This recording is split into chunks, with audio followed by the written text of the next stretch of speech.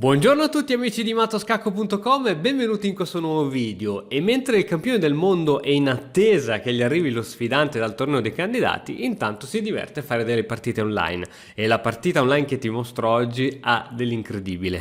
Ormai l'hai letto già dal titolo, quindi non ti svelerò nulla di nuovo. Carlsen riuscirà a chiudere questa partita che è stata giocata dal suo avversario con la difesa siciliana nel giro di praticamente 16 mosse e in 45 secondi di orologio. Ovviamente era una partita blitz online a 5 minuti, ma la cosa più incredibile di tutto è che lui intanto parlava tranquillamente, non, cioè, muoveva praticamente di getto perché la sua conoscenza di teoria ovviamente è così profonda che erano tutte mosse automatiche. E 4 e 5, difesa siciliana, ricordiamo così che lo scopo di questa difesa è quello di controllare il centro grazie a questo pedone. Sappiamo che in apertura è importantissimo controllare il centro e in più il nero è felice di dare un proprio pedone semicentrale per un pedone centrale del bianco.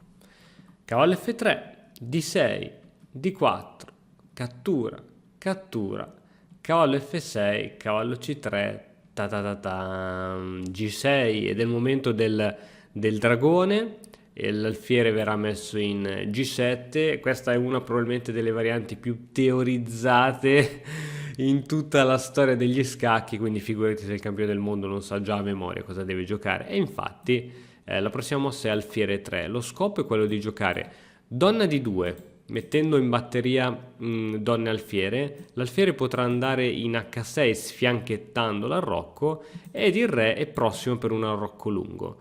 Dopo l'arrocco lungo, immagina insieme a me, qui al posto della donna ci sarà una bella torre che punta sulla colonna D. Alfiere G7 è la mossa giocata dal nero e adesso F3.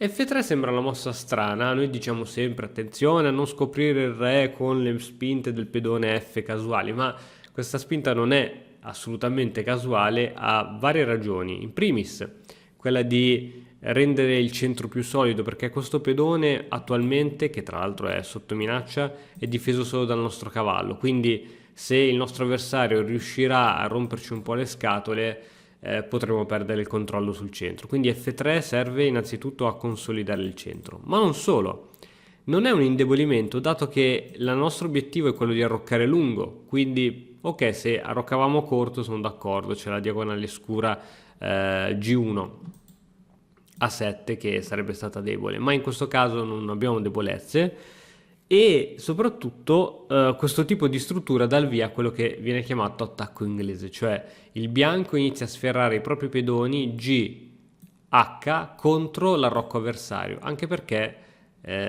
non so se lo sai già bene, se non lo sai lo scopri adesso, quando ci sono casi di arrocchi eterogenei, cioè uno che arrocca da un lato della scacchiera e l'altro giocatore che arrocca dall'altro lato della scacchiera, una delle regole principali della teoria dice ok, inizia ad avanzare i pedoni in direzione del re opposto.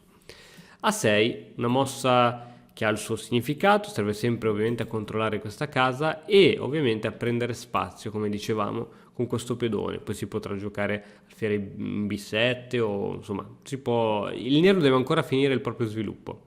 Arrocco lungo, tutte queste mosse sono state giocate praticamente in pre-move da Carlsen. Qui si può giocare cavallo C6 o alfiere D7, che è la mossa che viene giocata dal nero. G4, siamo ancora in piena teoria. B5 fa assolutamente parte della teoria e adesso, come dicevamo, H4. Guarda come sono veramente insidiosi questi pedoni che possono essere spinti all'occorrenza sul settore, sulla casa corretta. Cavallo C6, adesso c'è un po' di pressione al centro ma nulla di che, e adesso H5. Ovviamente la spinta G5 sembra forte, in realtà permette al cavallo di insediarsi su H5 e il bianco non riesce più a creare spinte di rottura, mentre la spinta H5 è assolutamente una spinta di rottura, poiché si può danneggiare sia questa piccola catena pedonale dell'arrocco o addirittura si può pensare anche di spingere questo pedone togliendo sempre case vitali al re. Su questa mossa ora bisogna essere molto decisi e soprattutto sapere bene che cosa consiglia la teoria, e consiglia B4. Qui se il nero gioca passivo e non gioca attivamente è veramente una fregatura. E mi ricordo che in una partita di torneo giocai, sto parlando di almeno 10 anni fa, giocai col nero questa variante contro Alessio Valsecchi, che all'epoca era un bambino ma era probabilmente già maestro, e mi travolse nel giro di poche mosse in stile questa partita qui, solo che lui era il bianco, io ero il nero, non giocai in modo corretto e quindi lui mi travolse nel giro di poche mosse, proprio come in questa situazione. Qui bisogna giocare assolutamente B4.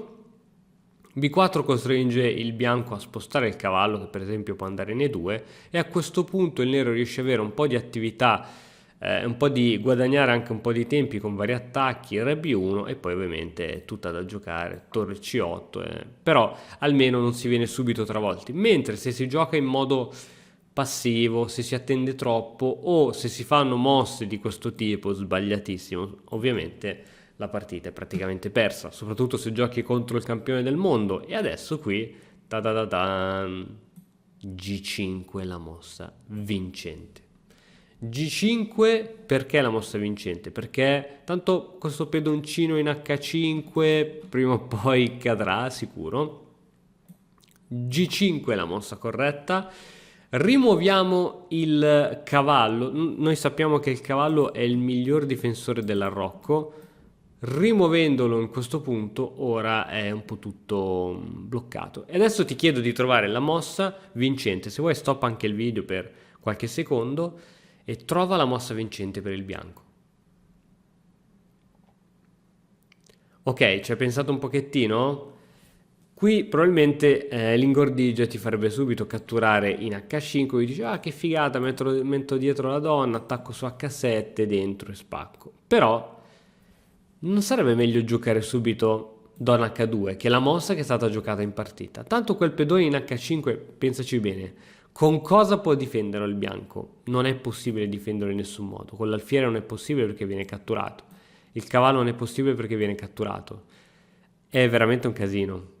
Il nero cerca di portare qualche pezzo alla difesa, cavallo E5, forse con l'idea, non so onestamente bene quale idea, Donna H5 e ora c'è praticamente questa minaccia di matto praticamente imparabile perché ancora non c'è nessun modo per il bianco per riuscire a difendere quel pedone. L'ultima spiaggia è alfiere F5, è proprio ultissima spiaggia, a questo punto si può catturare sia col cavallo che col pedone, Carlsen cattura col pedone e in una posizione di questo tipo la partita è ovviamente persa e a questo punto il nero, che era un 2002, decide di abbandonare. Incredibile come, ripeto, Carlsen ha fatto tutta questa partita a parlare, commentare ad alta voce e a muovere praticamente tutto quasi in pre-move. In 45 secondi ha distrutto il proprio avversario, ovviamente con conoscenze di teoria nettamente superiori. Chiaramente l'errore del nero, che è stata questa mossa qui essenzialmente, è stata questa mossa qui di catturare in H5, ha permesso poi la disfatta della difesa siciliana variante del dragone. Bene, spero che il video di oggi sia piaciuto, noi ci vediamo il pomeriggio col video sul torneo dei candidati. Ciao! E ora per continuare che cosa posso fare? Beh, innanzitutto ti consiglio di iscriverti al nostro canale in modo tale da non perderti le nuove video lezioni.